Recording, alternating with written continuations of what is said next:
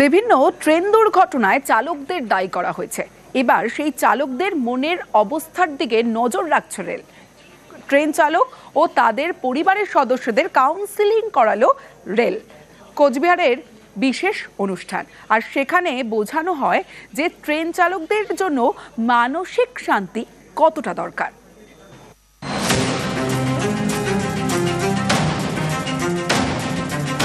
ময়নাগুড়ির রাঙাপানি, পূর্ব বর্ধমানের শক্তিগড় কিংবা কলকাতার শিয়ালদা, বিভিন্ন ট্রেন দুর্ঘটনায় চালকদের গাফিলতি সামনে এসেছে। কিন্তু কেন এমন হচ্ছে? রেল মনে করে ট্রেন চালকরা মানসিক অশান্তিতে থাকলে কাজে ভুল হওয়ার আশঙ্কা বাড়ে, আর চালক ভুল করলে ঘটে যায় দুর্ঘটনা। তাই এবার ট্রেন চালকদের মনের খোঁজ নিচ্ছে রেল।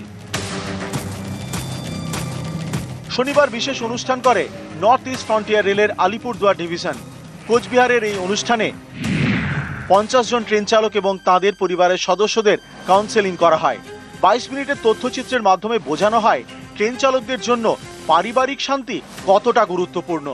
रेलवे में आप जानते हैं लोको पायलट और असिस्टेंट लोको पायलट ये रेलवे की बैकबोन है। हमारी जो न्यू कूचबिहार लॉबी है वहाँ पर इन हाउस एक वीडियो बनाया गया और 2 डिफरेंट लोको पायलट्स को एक फैमिली जो अच्छा बिहेव करती है उसको दिखाया गया, और एक में जहाँ नॉट सो गुड रिलेशन है घर के, तो वो दिखाया गया कि कैसे जो यदि माहौल अच्छा नहीं होगा तो कैसे एक्सीडेंट होने के चांसेस होते हैं।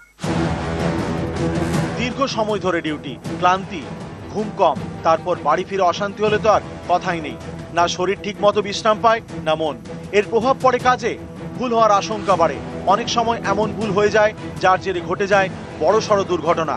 তাই এবার ট্রেন চালকদের মনের যত্ন নিতে চাইছে রেল। কোনো সময় একটু ডিউটিটা ওভার হয়, নর্মালি ঠিকই থাকে।